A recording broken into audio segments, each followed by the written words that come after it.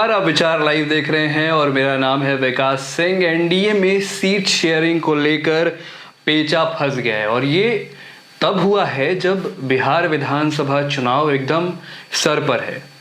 सारी पार्टियां seat sharing के फॉर्मूले पर डिस्कशन कर रही हैं। जनसुराज ने तो यहाँ तक कहा है कि हम 9 तारीख के पहले अपनी पहली लिस्ट जो है कैंडिडेट्स की, उम्मीदवारों की, वो जारी कर देंगे।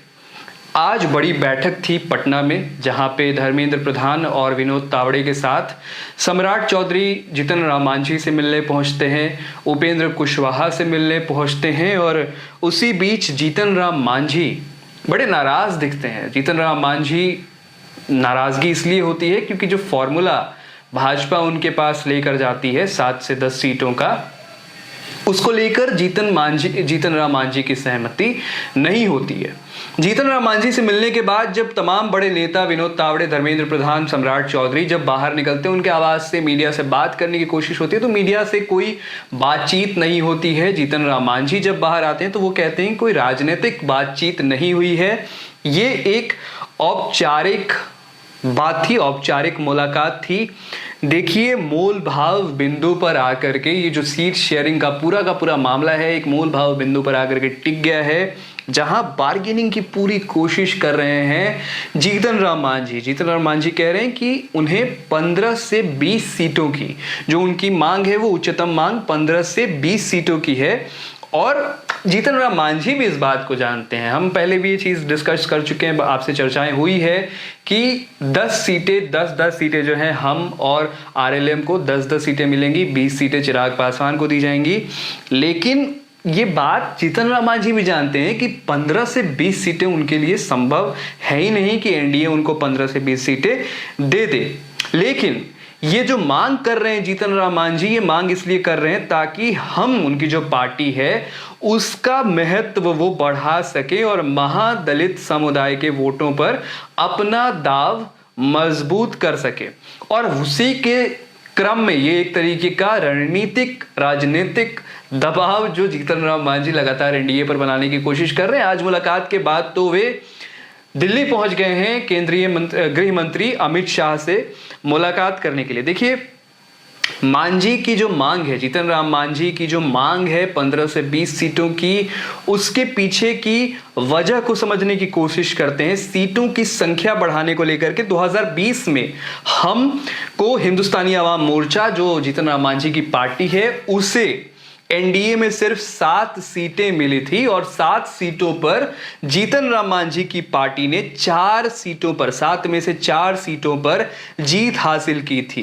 अब वो कम से कम 10 से 12 सीटें, देखिए 15 से 20 वो बोल रहे हैं, लेकिन कम से कम वो 10 से 12 सीटें सुरक्षित करना चाहते हैं। 20 सीटों की मांग करने पर मोल भाव के बाद उन्हें पता है कि 20 सीटों की मांग रखेंगे, 15 से 20 सीटों की मांग रखेंगे तो 10 से 12 सीटें आसानी से मुझे मिल सकती है। अब देखिए, जीतन राम मांझी के पास एनडीए के लिए बहुत बड़ा वोट बैंक है और उस वोट बैंक का नाम है महादलित वोट बैंक। खास करके मुसहर समुदाय का एक बड़े नेता है जीतन राम मांझी। 2024 के लोकसभा चुनाव में उनकी जीत ने उनका कद बढ़ाया है और वो अपनी पार्टी को ज्यादा सीटें दिला करके अपनी पकड़ और राजनीतिक जो उनकी प्रासंगिकता है उसको जो है जीतन राम मांझी बनाए रखना चाहते हैं। एक और जो बात है, एक और जो वजह है जिसके लिए वो 15 से 20 सीटें मांग रहे हैं, वो पार्टी के दर्जे को राज्य स्तरीय लेकर के जाना चाहते हैं। किसी भी पार्टी को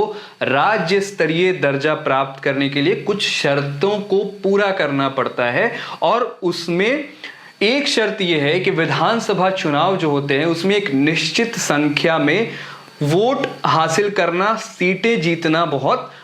और जीतन राम मांझी इसी के संदर्भ में ज्यादा सीटों की मांग कर रहे हैं क्योंकि 7 सीटों पर 7 सीटें उनको 7 टिकट उनको दिए गए थे, 7 सीटों पर उनको चुनाव लड़ाया गया था और 4 सीटों पर उन्होंने जीत हासिल करके दी थी। तो एक तरीके से वो रन रेट देखते हुए उनकी ये मांग है कि इस बार 15 से 20 तो वो कह रहे हैं, लेकिन अगर 10 से 12 सीटें भी मिलती है तो उस हिसाब से वो अपना रन रेट एक अच्छा बना करके, इस बार जीत का रेट अच्छा बना करके एक राज्य स्तरीय पार्टी के तौर पे वो अपना पंजीकरण आसानी से करा सकते हैं। देखिए बीजेपी पर अब ये बहुत बड़ी एक तरीके से मैं कहूं तो जिम्मेदारी है, एनडीए पर ही पूरी की पूरी जिम्मेदारी है कि एनडीए इसको कैसे सुलझाएगी। और एनडीए के लिए, भाजपा के लिए इस मांग को सुलझाना कोई बड़ी बात नहीं है, क्योंकि गठबंधन की जो राजनीति होती है उसमें सीट शेयरिंग को लेकर के खींचतान होना बहुत आम बात है, ये कोई बड़ी बात नहीं है। महागठबंधन में भी ये चीज हो रहा है और गठबंधन जो एनडीए गठबंधन है उसमें भी ये देखने को मिल रहा है।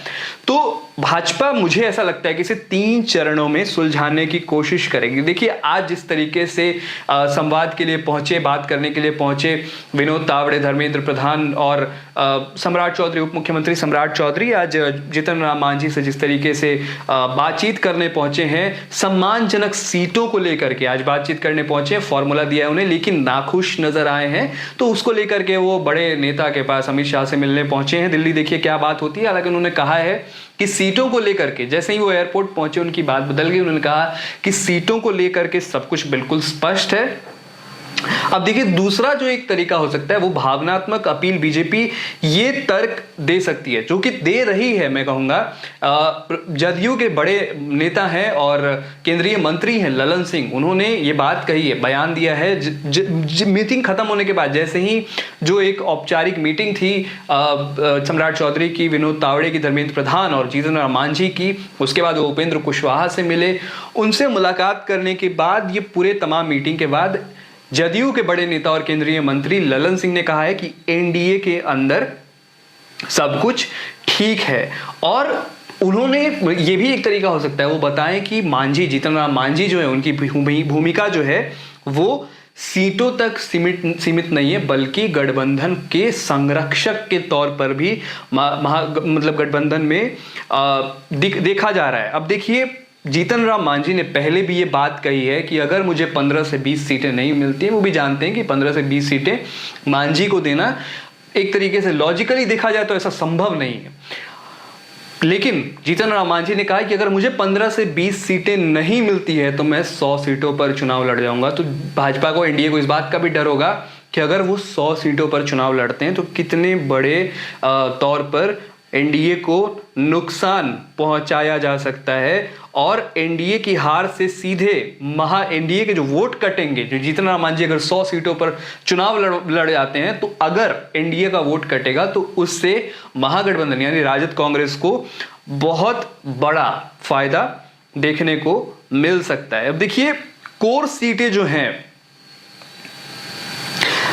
अब देखिए बीजेपी जो है, भाजपा, अब देखिए एनडीए इन सीटों की पहचान कर रही है। आज भी जो एक बैठक हुई है, औपचारिक जो बैठक हुई है, उसमें ये 10 से 12 सीटों की पहचान, हालांकि 10 सीटें उनको देने की बात कही गई, लेकिन 10 से 12 सीटें ऐसी है जो जीतन राम मांझी को देने के लिए सहमति बन सकती है। तो हम यानी हिंदुस्तानी आवाम मोर्चा का जिस जिस सीट पर प्रभाव देखने को मिल रहा है, एनडीए के किसी अन्य सहयोगी दल की मजबूत दावेदारी वहां नहीं है, वहां जीतन राम मांझी के पार्टी हम के लिए टिकट को बचा के रखा जा सकता है। और जो एक बात कही जा रही है 8 से 10 या 10 से 12 सीटें जीतन राम मांझी को मिल सकती है, उससे ज्यादा सीटें उन्हें नहीं मिलेंगी। हालांकि ये बात जीतन राम मांझी भी जानते हैं कि 15 से 20 सीटों की जो वो मांग कर रहे हैं उतनी तो नहीं, लेकिन 10 से 12 या 8 से 10 सीटें जीतन राम मांझी को मिल सकती है। 2020 में जीतन राम मांझी ने जिन सीटों पर जीत दर्ज की थी, वो सीट तो पक्का फोकस में रहेंगे एनडीए के, कि ये 4 सीट तो जीतन राम मांझी के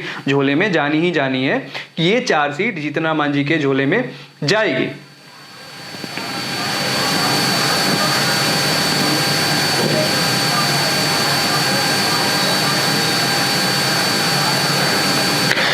अब देखिए बात सिर्फ जीतन राम मांझी की होती तो कुछ समझ में आता, लेकिन आरएलएम के प्रमुख उपेंद्र कुशवाहा से भी आज मुलाकात हुई है। उन्होंने भी अच्छे खासी सीट की मांग रखी है, साथ ही साथ चिराग पासवान भी हैं। तो अगर जीतन राम मांझी को एक सीट भी ज्यादा मिलती है तो ये सीधे तौर पर, क्योंकि मैंने आपसे कहा गठबंधन की राजनीति है, सीधे तौर पे और भी जो नेता हैं, मतलब और भी जो पार्टियां हैं, उनकी भी मांग होगी कि उनकी भी जो सीटों की संख्या है वो बढ़ाई जाए।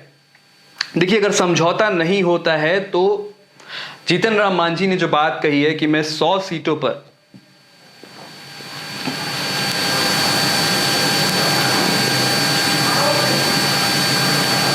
देखिए, अगर समझौता नहीं बनता है, नेगोशिएशन लगातार चल रहा है, वो गृह मंत्री अमित शाह से मिलने दिल्ली पहुंचे, तो अगर ये पूरे के पूरे तौर पे समझौता नहीं बनता है तो दो चीजें हो सकती है जो जीतन राम मांझी ने पहले भी कही थी। या तो बीजेपी, बहुत कम चांसेस है इसके, इस चीज की जो एक प्रोबेबिलिटी बहुत कम है कि भाजपा इस बात को दरकिनार कर देगी कि जीतन राम मांझी कितनी सीटें चाहते हैं, उपेंद्र कुशवाहा कितनी सीटें चाहते हैं, ऐसा वो नहीं करेगी। लेकिन जो बात सामने निकल के आ रही हो सकता है, दूसरी बात जो ये है कि जीतन राम मांझी 100 सीटों पर चुनाव, जो उन्होंने पहले भी ये बयान दिया था कि 100 सीटों पर अकेले चुनाव लड़ जाएंगे, वो ऐसा भी कर सकते हैं। लेकिन उन्हें ऐसा करने से रोकने के लिए भाजपा ये कोशिश, एनडीए ये कोशिश करेगी कि जीतन राम मांझी को जितनी सीटें वो कह रहे हैं नेगोशिएट करके 10 से 12 सीटें उन्हें दी जाए। अब देखिए, प्रभाव का आकलन जो है भाजपा, अब सबसे बड़ी बात यह है कि भाजपा ये भी आकलन करेगी कि जीतन राम मांझी अगर ये बात कह रहे हैं कि हम 100 सीटों पर अकेले चुनाव लड़ जाएंगे, तो उनके अकेले चुनाव लड़ने से, यानी हिंदुस्तानी आवाम मोर्चा के अकेले चुनाव लड़ने से भाजपा को कितना नुकसान होगा। तो इन तमाम बातों पर भाजपा जरूर चर्चा करेगी, जरूर बातें करेगी। हालांकि आज जिस तरीके से बयान कुछ नहीं दिया गया है, बड़े नेताओं की तरफ से कोई बयान नहीं आया, विनोद तावड़े ने कुछ नहीं कहा, धर्मेंद्र प्रधान ने कुछ नहीं कहा, सम्राट चौधरी ने कुछ नहीं कहा, ये अपने आप में एक बहुत बड़ा संकेत है।